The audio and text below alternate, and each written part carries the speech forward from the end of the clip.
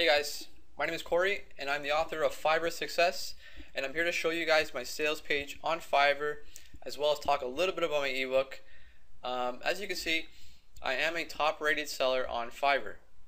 I make 4,000 bucks a month and I only work about 8 hours or so a week total, usually less. So as you can see, I made over 4,000 bucks this month, and my average selling price for my gigs is $8.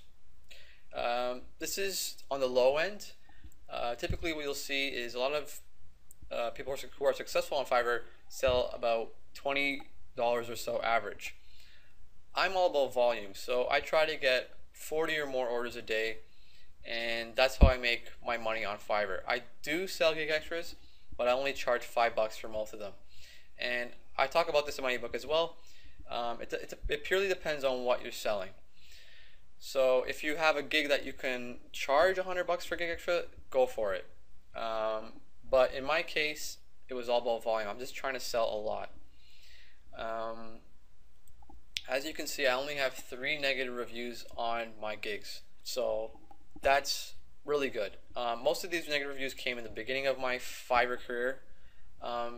So I go into that in my book as well, how to avoid letting anyone leave a negative review on any of your gigs. It's very key, because the first thing that anyone does when they go to your gig page is they scroll down and they look at your negative reviews. If you have none, it's going to encourage them to buy your gig. It's simple as that. And I also have a 10% cancellation percentage, which is okay because you don't really want to have more than this, but most of these gigs that were canceled by me.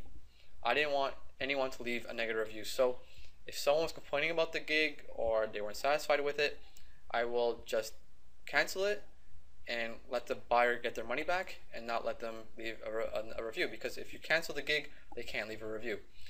And you might think, well, I'm losing money right there, $4 or how much they spent including gig extras, but you're actually going to make more money in the long run, because a gig with no negative reviews or very little is a very good thing. It's going to encourage more sales, increase the conversion percentage. I also talk about this in my ebook as well.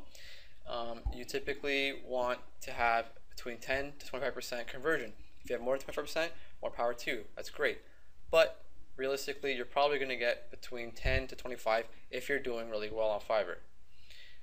You want to have 20 active gigs.